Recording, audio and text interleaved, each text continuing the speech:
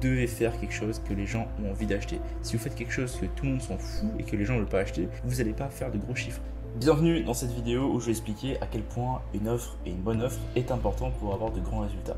Si vous avez les mêmes stratégies marketing que quelqu'un qui essaie de faire 100K mais que cette personne-là a une meilleure offre que vous, il va gagner à tous les coups et vous n'aurez pas forcément les mêmes résultats. Donc l'offre est très importante. Pour rappel, on a aidé à générer plus de 10 millions sur Internet dans les dernières années et actuellement nous avons mis en place des systèmes qui permettent à des entrepreneurs en ligne de générer plus de 100 000 tous les mois grâce à des stratégies d'acquisition clés et qui permettent de pouvoir scaler rapidement. Donc aujourd'hui, je vais vous parler de pourquoi est-ce que l'offre est importante et pourquoi aucune publicité ou dépense pub ne pourra faire fonctionner une offre que le public ne veut pas acheter. J'ai mis une petite image ici qui est assez marrante parce que je me suis dit ça représente parfaitement ce qu'on veut faire. Aujourd'hui, ceci est un smoothie et le smoothie est une chose qui est super intéressante parce qu'elle vient en fait faire manger des fruits aux gens en général. Vous me dites, tu vas me dire ok c'est complètement con, pourquoi cette analogie? Ce qu'il faut comprendre c'est que vous avez la possibilité de pouvoir manger des fruits ou d'acheter un smoothie pour pouvoir en fait manger des fruits quand même. Sauf qu'on a montré au public une version qui était beaucoup plus attirante dans la forme du smoothie que juste aller couper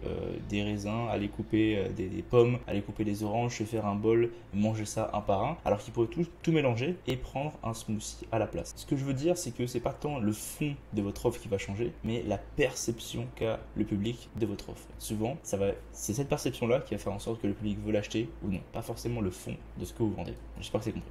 Concrètement, là-dedans, ce qu'on veut faire, c'est qu'on veut vendre la destination et pas le processus pour y arriver. Quand vous avez une agence de voyage qui va vous vendre une destination comme Hawaï, île de la Réunion, le Mexique ou quoi, ils vont pas vous vendre l'attente à l'aéroport. Ils vont pas vous vendre toute la perte de bagages, le temps passé dans l'avion sur des sièges pas confortables. Ils vont pas vous vendre ça. Ils vont vous vendre la finalité. Donc il faudra transmettre ça dans votre business. Par exemple, si vous avez une activité où vous expliquez aux gens comment maîtriser la guitare, vous devez leur vendre le fait de maîtriser la guitare et la finalité de celle-ci. Vous n'allez pas leur vendre le fait d'avoir mal au doigt ou de devoir apprendre constamment des pages et des pages de notes. Vous allez leur vendre en fait ce qu'ils veulent acheter, qui est maîtriser la guitare. Imaginez que vous avez une offre qui explique comment avoir une équipe qui devient proactive. Bah, vous n'allez pas leur expliquer à l'appel de vente ou de face dès le début qu'il faut recruter et virer des gens. Vous n'allez pas leur dire qu'il faut faire des réunions chaque semaine, qu'il faut écrire des checklists. Ça, c'est la livraison du produit. Mais en face, lorsque vous leur expliquez ce que c'est, vous allez leur dire que vous allez pouvoir garantir le fait d'avoir une équipe proactive.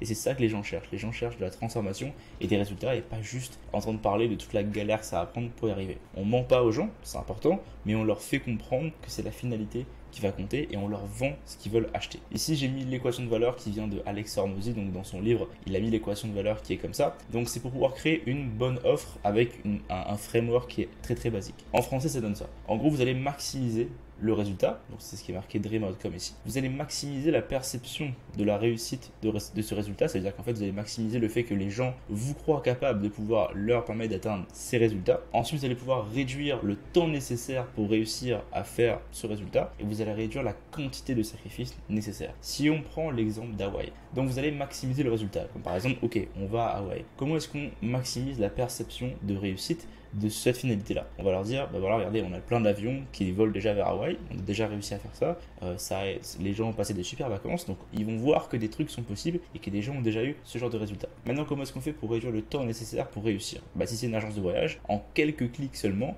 les personnes peuvent acheter un billet d'avion et ensuite être à Hawaï. Et comment est-ce qu'on réduit la quantité de sacrifices nécessaires? On va pas faire en sorte que les gens mettent l'essence, on va pas faire en sorte que les gens bâtissent un avion, on va créer tout un système pour que ce soit plus simple pour eux de juste venir à l'aéroport, s'asseoir sur une chaise et ensuite aller à Hawaï. Maintenant, comment est-ce que je transmets ça? Donc, mettons que vous avez un business qui dit comment est-ce qu'on optimise ses heures dans son business, comment on récupère du temps. Maximiser le résultat. Comment récupérer 10 heures par semaine de son temps alors qu'on est surchargé? Ça, c'est maximiser le résultat. Maximiser la perception de réussite. Vous pouvez prendre une étude de cas sur, par exemple, votre personne ou bien des gens que vous avez déjà aidés pour avoir ces résultats. Ensuite, comment est-ce qu'on va réduire le temps nécessaire pour réussir? On va dire, bah, écoutez, voilà comment le faire en 30 jours. Et comment est-ce qu'on va réduire la quantité de sacrifices nécessaires pour y arriver? On va dire que c'est sans perte de productivité et sans perte de sacrifice. On va créer des offres comme ça qui vont faire en sorte que des gens soient intéressés à prendre votre offre basée sur la perception qu'ils ont de votre capacité à pouvoir délivrer ce que vous dites. Et les gens vont souvent payer pour une transformation ou pour enlever une douleur. Ce que vous voyez ici, c'est une vidéo de Thibaut InShape il y a 3 ans où j'ai fait cette vidéo-là, où c'est une vidéo qui est complètement gratuite sur Internet. C'est-à-dire que vous pouvez littéralement aller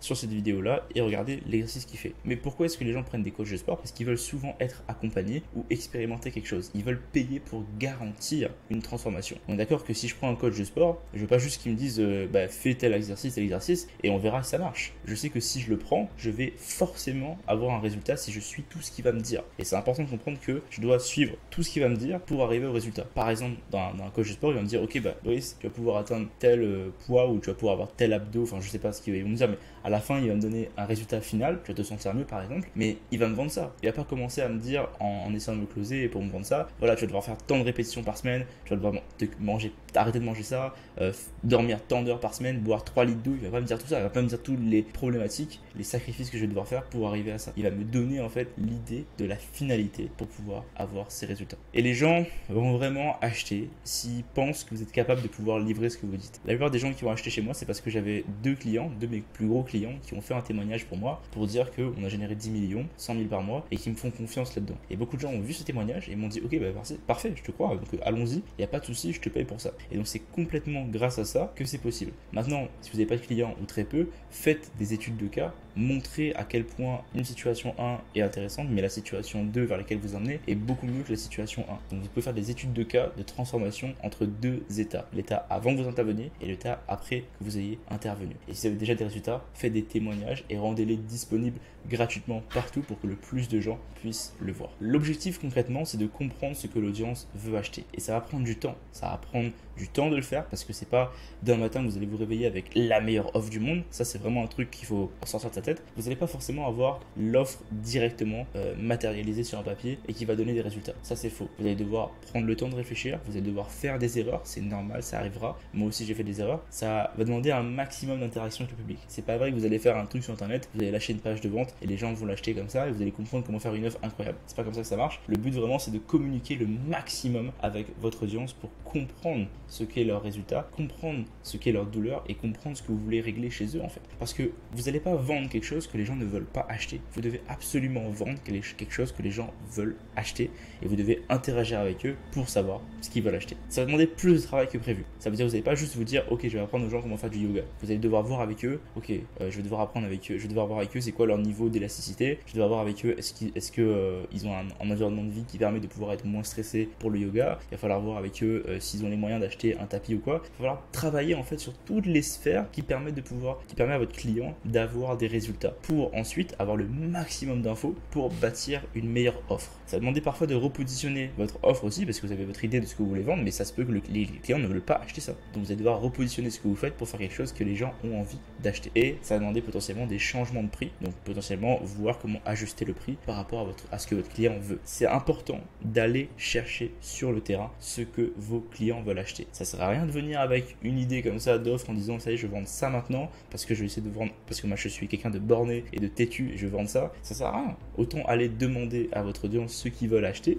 savoir vraiment, mettons vous faites des templates Notion de l'organisation pour des business, allez parler à des entrepreneurs, demandez-leur qu'est-ce qui coince dans leur business, demandez-leur tout ce qui coince. Est-ce que c'est les paiements? Est-ce que c'est l'équipe? Est-ce que c'est l'organisation? Est-ce que c'est le temps? Tout ce que vous avez besoin de savoir par rapport à ça et essayez de voir comment est-ce que vos compétences peuvent créer une offre dans cet écosystème-là. Donc par exemple, vous me dites, moi je veux faire des Notion. Parfait, mais si vos compétences vous permettent d'aider une entreprise à pouvoir juste replanifier l'organisation, vendez-leur ça s'ils veulent acheter ça. Donc c'est vraiment trouver quelle douleur des clients ont et comment vous pouvez les régler grâce à vos compétences et pas forcément juste essayer de vendre quelque chose en ligne sans avoir posé la question à personne. Dernier tip que moi je donne souvent, c'est d'offrir des garanties pour maximiser la vente et votre performance. Donc en gros, vous avez 3 types de garanties, il y en a plus que ça, mais pour l'instant, 3 types de garanties. Garantie de temps, garantie d'action et garantie de résultat. Ça veut dire que concrètement, vous avez plus de chances de vendre à quelqu'un avec une bonne offre en donnant des garanties. C'est-à-dire que si vous dites, voilà, je te garantis que d'ici la fin du mois, tu auras récupéré 10 heures par semaine dans ton business parce que tu auras optimisé tout ça,